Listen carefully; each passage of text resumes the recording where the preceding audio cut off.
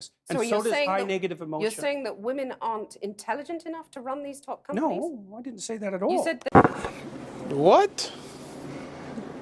Bro, what are you talking about, man? What's going on, YouTube? Welcome to The Conversation, a YouTube channel where we break down, analyze, and react to a bunch of videos concerning anything through politics, conspiracy, you name it.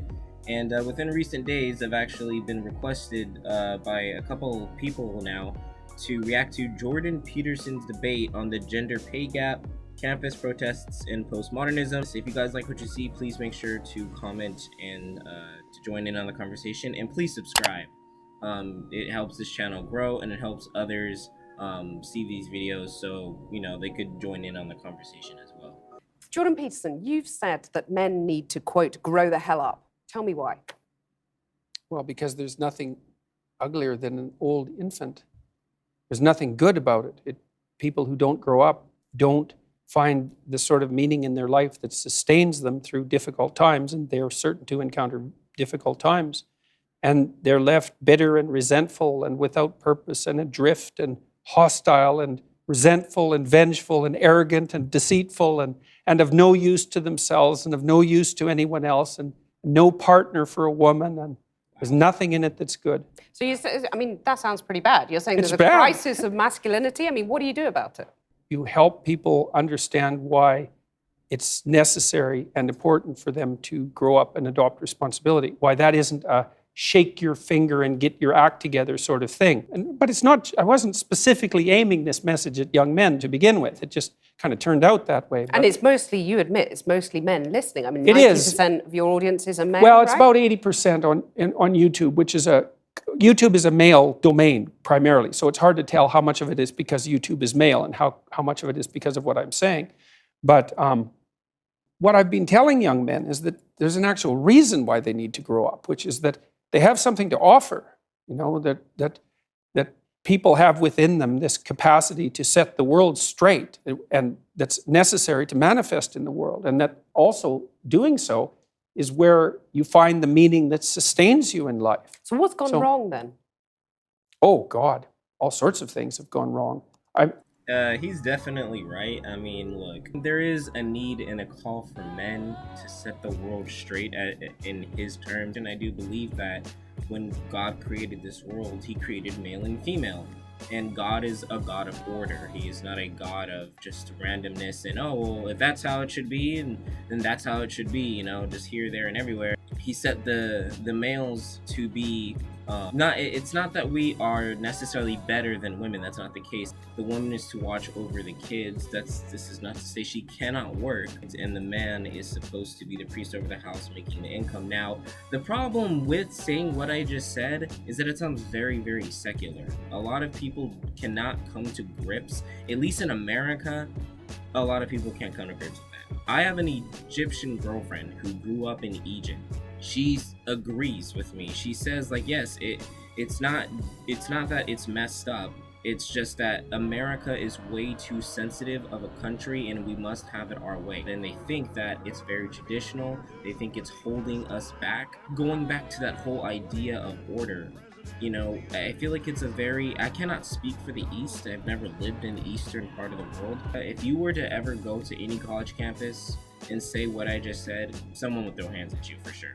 I don't think that young men hear words of encouragement. Some of them never in their entire lives, as far as I can tell. That's what they tell me. The YouTube lectures that I've done and put online, for example, have had such a dramatic impact, is an indication that young men are starving for this sort of message, because, like, why in the world would they have to derive it from a lecture on YouTube? They're not being taught that it's important to develop yourself. But does it bother you that your audience is predominantly male? Isn't that a bit divisive? No, I don't think so. I mean, it's no more divisive than the fact that YouTube is primarily male and Tumblr is primarily female. Isn't it? Tumblr is primarily female. But you're just saying that's the way it is. Well, I'm not saying anything. It's just an observation that that's the way it is.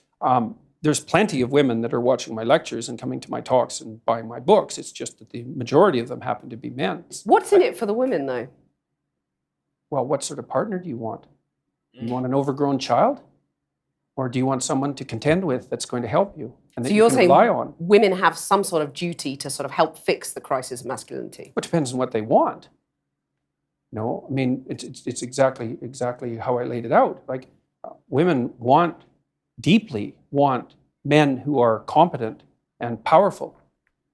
And I don't mean power in that they can exert tyrannical control over others. That's not power. That's just corruption. So you're if you saying want women domination, want to dominate. Is That's that what you're facts. saying? no, I'd say women who have had their relationships their relationships with men impaired, and who are afraid of such relationships will settle for a weak partner because they can dominate them. But it's a suboptimal solution. Do you It think does that's no what a one lot of any women are good. doing? I think there's a substantial minority of women who do that. But what gives you the right to say that? I mean, maybe that's how women want their relationships, those women. I mean, you're making these vast generalizations. I'm a clinical psychologist. Right, so you're saying you've done your research and women are unhappy dominating men. I didn't say they were unhappy dominating men. I said it was a bad long-term solution. Okay, you said it was It's not making the them same miserable. thing. Yes, it is. And it depends on the time frame. I mean, there's intense pleasure in momentary domination. That's why people do it all the time. He said it was a substantial minority, and then she goes on to say, you're generalizing this to a vast majority. You're generalizing it. And I don't think she heard what he said. Maybe I missed what he said, but it didn't sound like he said that to me. And sorry, by the way, if I'm not maybe talking as much, I kind of just want the audio to run. Then that way I talk when I pause. I don't like it when I'm trying to listen to something and then I'm talking over it. And then especially if you guys are trying to react, you guys are trying to see what he's saying as well. So I don't want to keep talking over it. So yeah. The time. But it's no formula for a successful long-term relationship. That's reciprocal, right? Any long-term relationship is reciprocal, virtually by definition. So Let me put a quote to you from the Sure. book, where you say there are whole disciplines in universities forthrightly hostile towards men. These are the areas of study dominated by the postmodern stroke neo-Marxist claim that Western culture in particular is an oppressive structure created by white men to dominate and exclude women. But then I want to put minorities too dominate. Okay, sure. But I want to put to you that here in the UK, for example, let's take that as an example, the gender pay gap stands at just over 9%. You've got women at the BBC recently saying that the broadcaster is illegally paying them less than men to do the same job. You've got only 7 women running the top FTSE 100 companies. Yeah.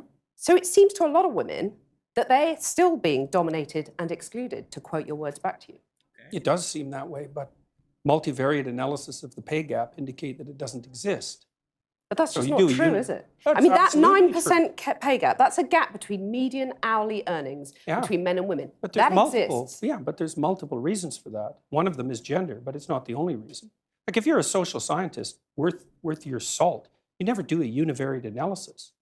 Like you say, well, women in aggregate are paid less than men. Okay, well, then we break it down by age, we break it down by occupation, we break it down by interest, we break it down by personality. But you're saying basically it doesn't matter if women aren't getting to the top, because that's what's skewing that gender pay gap, isn't it? You're saying, well, that's just a fact of No, life. it's saying Women it aren't doesn't necessarily matter. going to get to the top. No, I'm not saying it doesn't matter either. You're saying I'm it's saying a fact there are of life. multiple reasons for it. Yeah, but and that those aren't being reasons, taken into why account. should women put up with those reasons? First of all, he's basically saying there are multiple reasons as to why the pay gap, the gender pay gap, does not exist. And in her accusation of saying he's generalizing, she is kind of in a way doing the same thing, saying no, but it seems because of there is a study that came out that showed that only the number of women that are in high positions and all this stuff. But he's like, yeah, but if you break it down by age, by all these different factors, and you'll find that it almost doesn't exist. That's what he is saying, but it kind of goes to show how she used a certain mode of logic on him, saying he's generalizing when it seems in some sort of a way, even though she got her answers from a study, she is in her own way making a generalization. But he's saying, no, you're generalizing because you got to break it down. So it's just kind of funny how that went. Why should women be put up with it? content I'm not not saying to that get they to the should top? put up with it. I'm saying that the claim that the wage gap between men and women is only due to sex is wrong. Yes. And he's going to say because there are many factors, and then she's probably going to say something else. And it is wrong. There's no doubt about that. The multivariate analysis have been done. So I can give you an You keep example. on talking about Wait a second. multivariate analysis. Let me give you an No. example. I'm saying that 9% pay gap exists. Yeah. That's a gap between men and women. I'm not saying why it exists, but it exists. She's like not understanding. Like, yes, he's saying, okay, it exists, but to say that it is based off of sex alone, I don't think it's like going through her head. She's saying like, well, it's because they're women. I'm just like, well, he's like, well, but there are reasons. And let me give you an example. She did not give this man give this man the time of day. If you're a have to say woman, why that it seems exists. pretty unfair. You have to say why it exists. But do you agree that it's unfair? If you're a woman... Not what? You have to say why. You have to say why. You cannot just say, well, If you're a have to say woman, why that it seems exists. pretty unfair. that institution that fired me is unfair. Well, but why? Well, that doesn't matter. Don't you think that's unfair that I got fired? Well, what did you do? You know what I'm saying? And then obviously if I had flipped the managers off and did something stupid, then they'll be like, well, kind of makes sense as to why you got fired. It's like going over her head. I don't think she sees what he's trying to say here. Necessarily. And on average, you're getting paid 9% less than a man. That's not fair, is it? It depends on why it's happening. Yes, I can give you an example. it does. Okay. There's a personality trait known as agreeableness. Agreeable people are compassionate and polite. Okay. And agreeable people get paid less than less agreeable people for the same job. Again, a vast generalization. Some It's not women a are not more generalization. agreeable than Yes, men. that's true, but that's right. And some women get paid more than men. So you were saying that by and large, women are too agreeable to get the pay rises they deserve. No, I'm saying that that's one component of a multivariate equation that predicts salary. There are multiple components that go into why this happens. He's trying to break that down. Let me guys know what you guys think in the comment section below. Join the conversation. Maybe I'm misunderstanding something, but to me, it sounds pretty straightforward of what the point he's trying to get across. I see where she's coming from, but at the same time, it seems to me that it's going over her head. It accounts for maybe 5% of the variance, something like that. So surely you the need about answer- you need about another 18 factors, one of which is gender. And there is prejudice, there's no doubt about that. Yeah, of course. But it accounts for a much smaller proportion of the variance in the pay gap than the radical feminists claim. Okay, so rather than denying the pay gap exists, which is what you did at the beginning of this conversation, shouldn't you say to women, rather than being agreeable and not asking for a pay rise, go and ask for a pay rise? Oh, definitely, there's that. But I also didn't deny it existed. I denied it existed because of gender. Because I'm very, very, very careful with my words. So the pay gap exists, you accept that, but you're Yes. saying, Yes. I mean, the pay gap between men and women exists, but you're saying it's not because of gender, it's because women are too agreeable. He is saying that the pay gap exists, but he is saying that the pay gap existing only due to, you know, some discriminatory system of men being over women does not exist. He's saying that there are numbers there to prove that there's some discrimination, but that only makes up, as what he just said, a very large percentage as to why men get paid more than women. I don't know how she's taking this. She's like missing the point, man. Agreeable to ask for pay rises. So It's make one them- of the reasons. Okay, one of the Yes, reasons. one. So why not get them to ask for a pay rise? I've Wouldn't done that that. be a fairer I've done way of that proceeding? many, many times in my career. And they just I've don't. counseled. Oh, they do it all the time. One of the things that you do as a clinical psychologist is assertiveness training. So you might say, often you treat people for anxiety. You treat them for depression. Okay. And maybe the next most common category after that would be assertiveness training. And so I've had many, many women, extraordinarily competent women in my clinical and consulting practice. And we put together strategies for their career development that involve continual pushing, competing for higher wages, and often tripled their wages within a 5-year period, teaching you them how to celebrate that? negotiate. Of course. So Of do course. you agree that you would be happy if that pay gap was eliminated completely? It Because would that's all the radical feminists are saying. It would depend on how it was eradicated and how the disappearance of it was measured. If You it's at can't- the you cost can't- of men, that's a problem. Oh, there's all sorts of things that it could be at the cost of. It could even be at the cost of women's own interests. So, Because they might not be happy if they get equal pay. no, because it might interfere with other things that are causing the pay gap that women are choosing to Like do. having children. I know she was about to say that, but I think it's so weird. That's a weird question. Well, would you be happy if it was completely eliminated? He's like, Well, that's a weird question, because it's just like, well, it depends on many factors. That a lot of the reason as to why there is a pay gap, or some of the reason, is due to the fact of the choices that some women make. And for them to be paid equally, in a sense, what he's saying is that there's some sacrificial component here. If you're going to get paid equally, well, that might mean less time with the kids. That might mean less time for X, Y, and Z. Women are child bearers, men are not, and obviously we need to be there for our kids to raise them up in the way that they should go. But I think what he's trying to say is that women have more components as to why. So to ask, would you be happy if it was completely eliminated? That's a bit of a weird, that's an awkward question. It's just weird. Children. Well, or choosing careers that actually happen to be paid less, which women do a lot of. But why shouldn't women have the right to choose not to have children, or the right to choose those demanding careers? They do. They can. Yeah, that's fine. Yeah. But you're saying that makes them unhappy, by and large. I'm saying that no, I'm not saying that. I actually haven't said that so far. You're saying it makes them miserable. No, I at the said that beginning. what was making them miserable was having weak partners. That makes them miserable. Right. I would say that many women around the age of, I would say between 28 and 32, have a career family crisis that they have to deal with. And I think that's partly because of the foreshortened time frame that women have to contend with. Like, women have to get the major pieces of their life put together faster than men, which is also partly why men aren't under so much pressure to grow up, because otherwise the options start to run out. And so that puts a tremendous amount of stress on women, especially at the end of their 20s. I think I take issue with the idea of the typical woman, because, all women are different. And that's what I want to just put another quote to you from the book. Well, You they're say, different in some ways and the same in others. okay, you say women become more vulnerable when they have children. Oh, And yes. you talked to one of your YouTube interviews about crazy harpy sisters. So, simple question. Is gender equality a myth in your view? Is that something that's just never going to happen? It depends on what you mean by equality.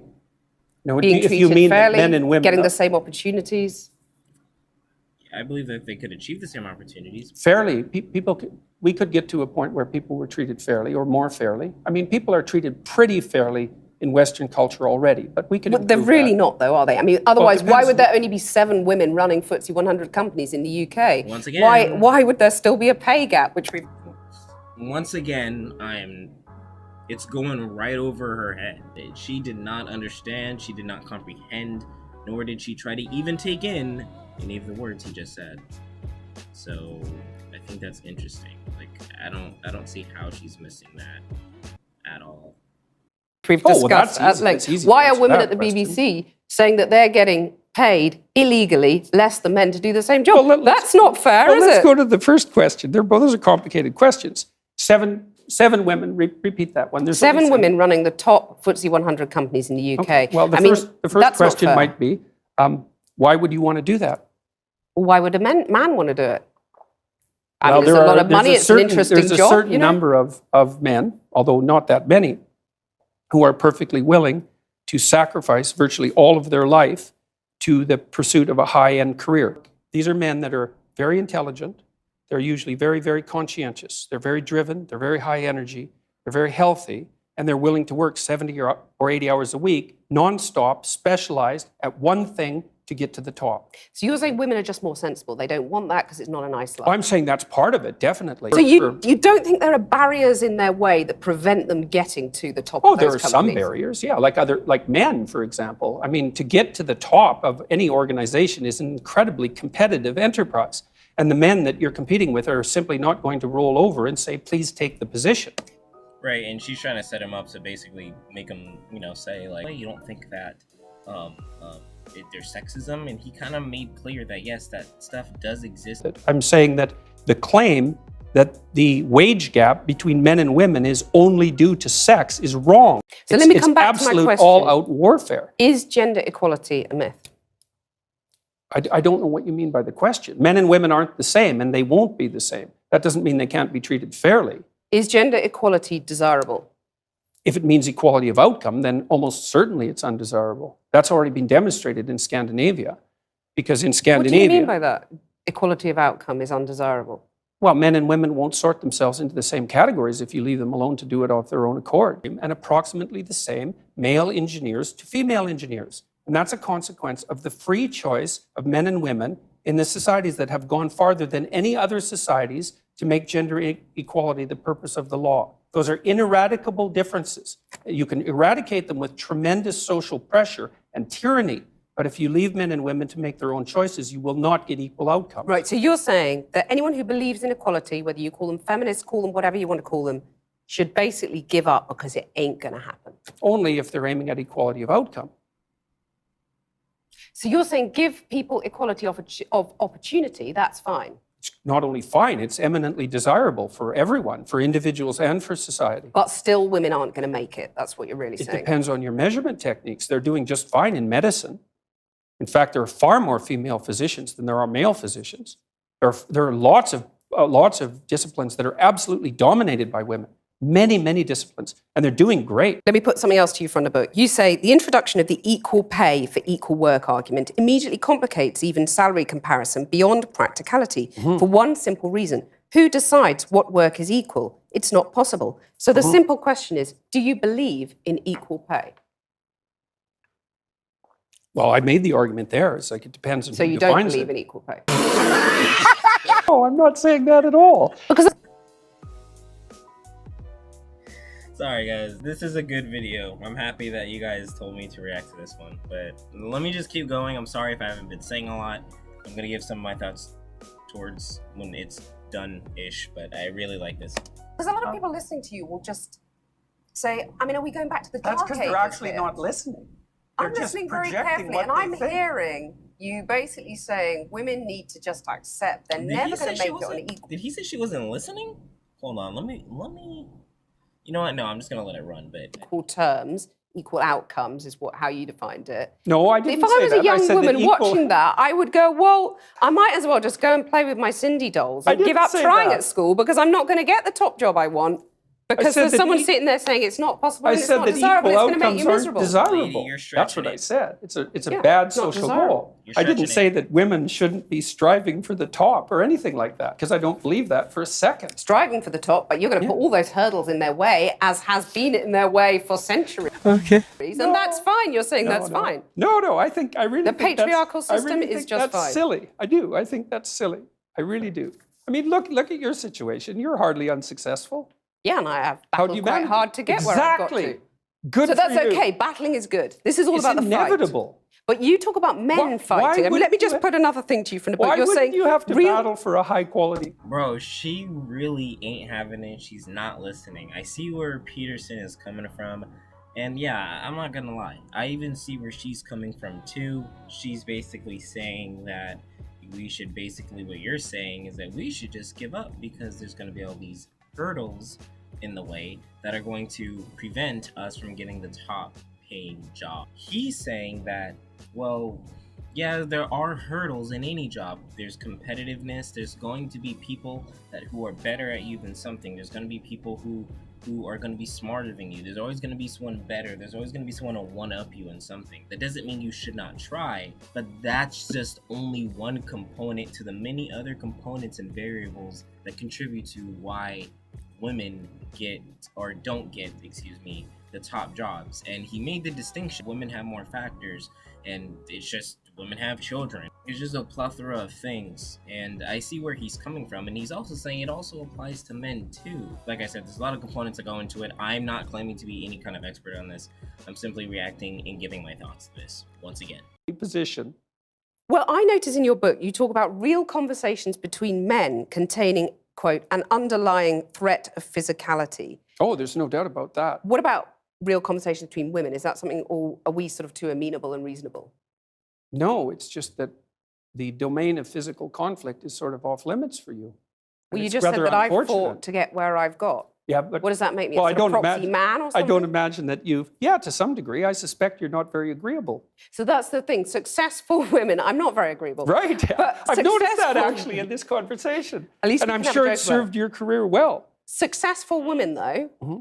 basically have to wear the trousers, in your view. They have to sort of become men to succeed, is what you're saying. Well, if they're going I've had to fight to succeed, if they're therefore going to I'm an compete honorary against man. men, certainly masculine traits are going to be helpful. And you need to, if you're going to be successful, you need to be smart, conscientious, and tough. Well, here's a radical idea. Why don't the bosses adopt the male bosses, shall we say, adopt some female traits so that women don't have to fight and get their sharp elbows out for the pay rises? It's just accepted if they're doing the same job, they get the same pay. Well, I would say partly because it's not so easy to determine what constitutes the same job. But that's because, arguably, yeah. there are still men dominating our industries, our society, and therefore they've dictated the terms for so long that women have to battle to be like the men. No, it's not true. It's not true. So, for example, where's the evidence? Well, I can give you an example very quickly.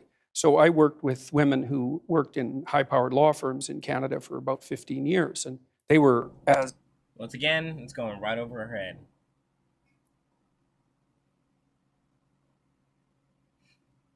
as competent and put together as anybody you would ever meet. And we were trying to figure out how to further their careers. And there was a huge debate in Canadian society at that point that was basically ran along the same lines as your argument, is that if the law firms didn't use these masculine criteria, then perhaps women would do better. But the market sets the damn game. It's like... And the market is dominated by men. No, so it's not. It's not. You, the market is dominated by women. They make 80% of the consumer decisions.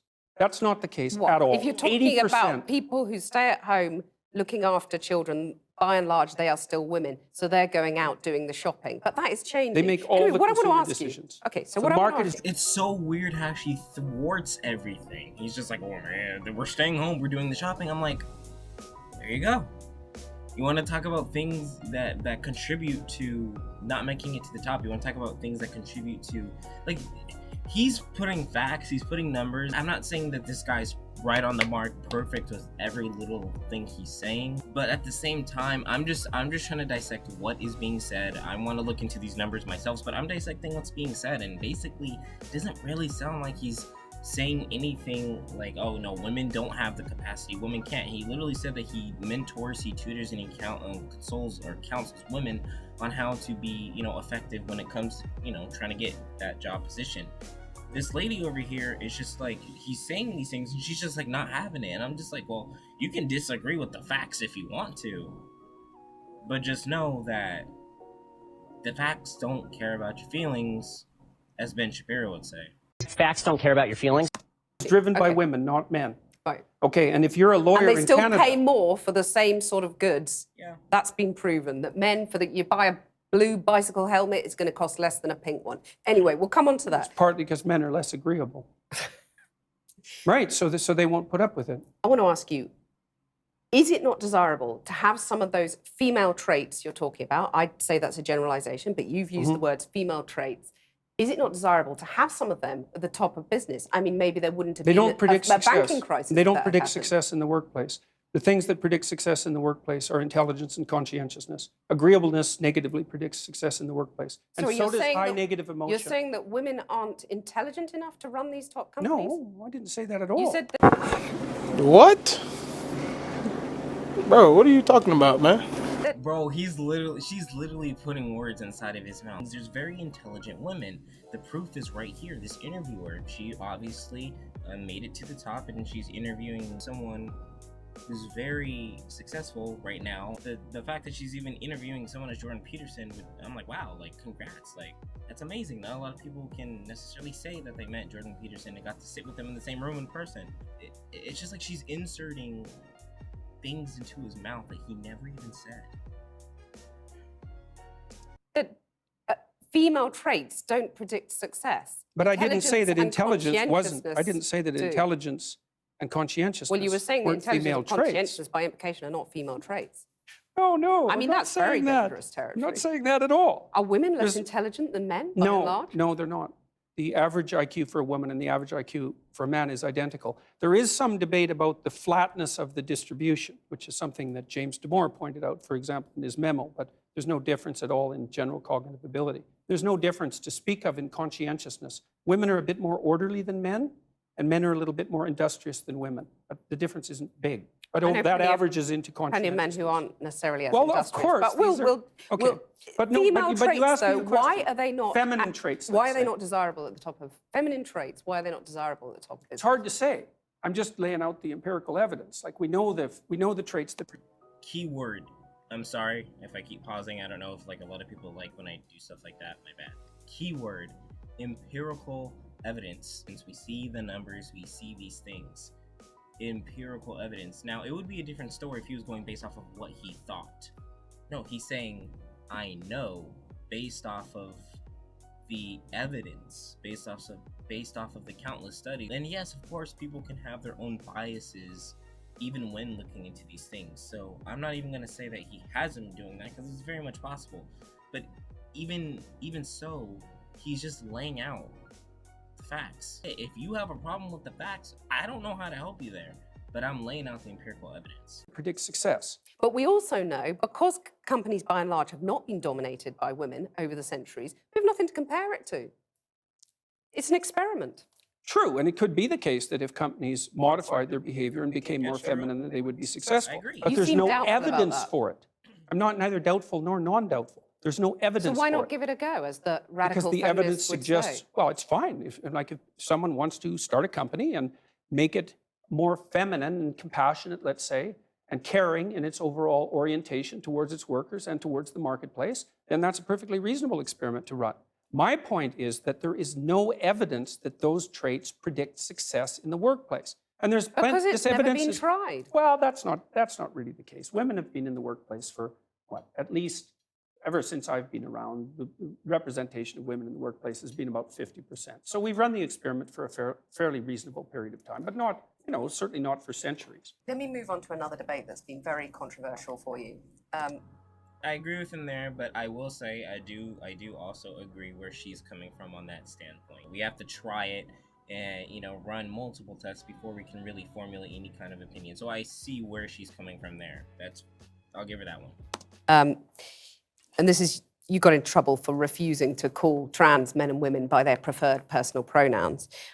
No, I want to that's ask- not actually true. I got in trouble because I said I would not follow the compelled speech dictates of the federal and provincial government. I actually never got in trouble for not calling anyone anything. Right. That didn't happen. You wouldn't follow the change of law, which was designed Not to once it was outlaw law. discrimination. No. Why Yeah, should well, that's your... what they said it was designed to do. Okay, you cited freedom of speech in that. Why should your right to freedom of speech trump a trans person's right not to be offended? Okay, let me break this down. It's the freedom of speech. I could say whatever I want to say. Based off of if it's right or wrong, that's definitely one thing. I could go around and slander every other person that isn't of my race. It's not right. But I still have the freedom to do that. I have the freedom to go rob a bank. Well, that's actually against the law, but I still have the freedom to do that. I would just know I'm going to jail. But concerning this, what makes your right to freedom of speech trump? What is even that? Well, he's saying, well, it's the freedom of speech. I'm not going to change my words. Once again, this is exactly like 1984. So I have to change my words so I don't hurt anybody else's feelings. And I'm just like, look, yo, man, I'm just saying, if you took all these people that were living in this day and age, and you threw them back in the 1950s, literally just threw them back in the 1950s, they would not last. People are sensitive. Oh, you're not calling me this. Like, if someone came up to me or I wanted to be called white, yet I'm clearly not white, but if I wanted to be called white and someone kept calling me black, I mean, am I gonna get offended? I could see where it's coming from in terms of making someone upset, but to dictate someone else's speech because for your own feelings, well, it's kind of like, where does it stop? Why stop there? That is, in and of itself, is Orwellian to me. I know a lot of people may disagree, but that's very Orwellian, that I have to change my speech for the sake of a small portion of group that resides within the United States or wherever the case is. Because in order to be able to think, you have to risk being offensive. I mean, look at the conversation we're having right now. Like you're certainly willing to risk offending me in the pursuit of truth. Well, I'm very glad that I have but you get exercised my my point. freedom. You get my point. It's like you're doing what you should do, which is digging a bit to see what the hell's going on. So And do that is you- what you should do. But And you're do you exercising think- your freedom of speech to certainly risk offending me. And that's fine. I think more power to you as far as I'm concerned. So you haven't sat there What a and... reasonable man. I'm just trying to work that out. I mean, Oh, Nah, she have to think about that. Look at. They ask you how you are, you just have to say that you're fine when you're not really fine, but you just can't get into it because they would never understand. Got her. Ha, gotcha. Got her. You have got Exactly. me. You have got me. I'm trying to work about that through in time, my yeah. head. Yeah. It took a Yeah. while. It took a while. did. That Second yeah. Amendment, Took a while. or the First Amendment. You have voluntarily come into the studio and First agreed Amendment. to be questioned. Mm-hmm. A trans person in your class has come to your class and said they want to be called. And that's never she. happened. And I would call them she. So you would. So you've kind of changed your tune on that. No, I said that right from the beginning. What I said at the beginning was that I was not going to cede the linguistic territory to radical leftists, regardless of whether or not it was put in law. That's what I said. And then the people who came after me said, oh, you must be transphobic and you mistreat a student in your class. It's like, I never mistreated a student in my class. I'm not transphobic, and that isn't what I said. You're comparing them with, Chairman Mao, who just the saw the activists. deaths of millions of people. Well, Just the even if the activists. activists, they're trans people too. They have a right to say these things. Yeah, but they don't have Isn't a it right to grossly speak for their whole insensitive community. To compare them to Chairman Mao or, I could Pinochet, Augusto Pinochet. I mean, this is grossly insensitive. Isn't I it? didn't compare them to Pinochet. Well, I did compare them to he Mao. was an authoritarian. He was a wasn't he? right-winger, though. I was comparing them to the left-wing totalitarians. And Okay, I do believe Mao- they are left. Yes, a totalitarian state, an authoritarian state where we have to dictate our freedom of speech due to a small section of the population that doesn't want to be offended because of their sexual orientation. People are gonna call me an Uncle Tom. People are gonna call me a whole bunch of things, but no, I don't agree with that. That's very authoritarian. Very. Left-wing Mao, totalitarians. under Mao, millions of people died. I Right. mean, there's no comparison between That's- Mao and a trans activist, is there? Why not? Because trans activists aren't killing millions of people? The philosophy that's guiding their utterances is the same philosophy. The consequences are. Not yet. You're saying that trans activists No. could lead to the Put- deaths of millions Yep. of people. No, What I'm- Put the words into his mouth. I was waiting for that. Put the words into his mouth. I knew she was gonna do that again. It's quite annoying. Like, just let the man talk and stop trying to twist his words for your little news headline or for your little article that you're gonna write after. I'm saying that the philosophy that drives their utterances is the same philosophy that already has driven us to the deaths of millions of people. Okay, tell us how that philosophy is in Please, any inform way us, Peterson. comparable. Sure, that's no problem. The first thing is that the philosophy presumes that group identity is paramount. I'm not interested in provoking. Yeah. But what Not in about the the thing least. about, fighting and Empirical the evidence. lobster? That's all he's doing. Tell us about the It's lobster. provoking you. Well, that's quite a segue. Well, the first chapter I have in my book is called Stand Up Straight with Your Shoulders Back.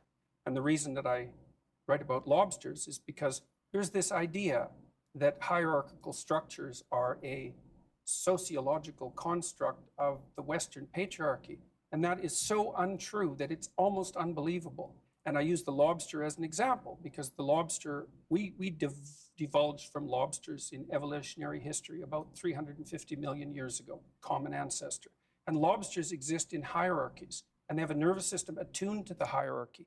And that nervous system runs on serotonin, just like our nervous systems do. And the nervous system of the lobster and of the human being is so similar that antidepressants work on lobsters. And it's part of my attempt to demonstrate that the idea of hierarchy has absolutely nothing to do with sociocultural construction, which it doesn't.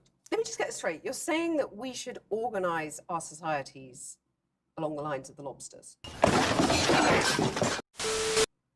I'm saying that it's inevitable that there will be continuity in the way that animals She and human literally beings just- organize their structures. It's absolutely inevitable. And there is 1/3 of a billion years of evolutionary history behind that.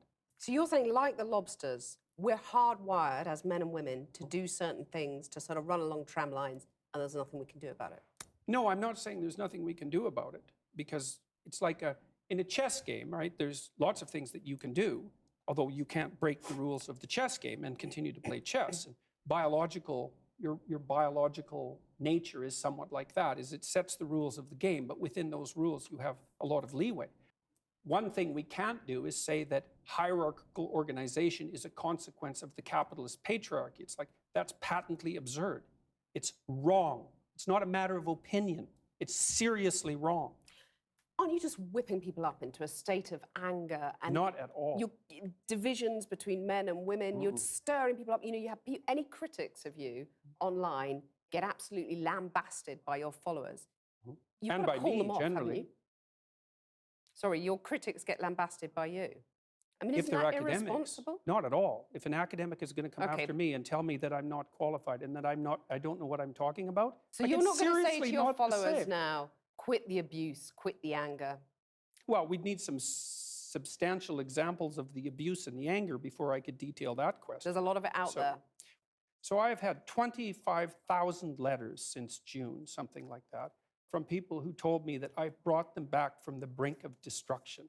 And so I'm perfectly willing to put that up against the rather vague accusations that my followers are making the lives of people that I've targeted miserable. Jordan Peterson, thank you. My pleasure. Nice talking with you. I like how she ended it right there. Once again, his definition of provocative I thought was actually pretty interesting. He's saying, yes, I'm provocative in the sense that when I speak the truth, it's provocative. The whole time, like, it's like she was trying to understand where she was coming from, but at the same time, she really wasn't trying to understand where he was coming from. There had to have been at least 3 or 4 times where he was like, I never said that. No, I never said that. I never said that. I never said that. And she was trying to trap him, trying to tell her in. I understand this might be her job. This is her success. Let the man speak and let the word speak. Let the empirical data, let the empirical evidence show for what it is. There's no reason as to why you need to let those many things fly over your head. It's not that serious. Thank you guys for watching. If you guys want to like, subscribe, and share, please do so. Comment down below to join the conversation, and I'll see you guys in the next video.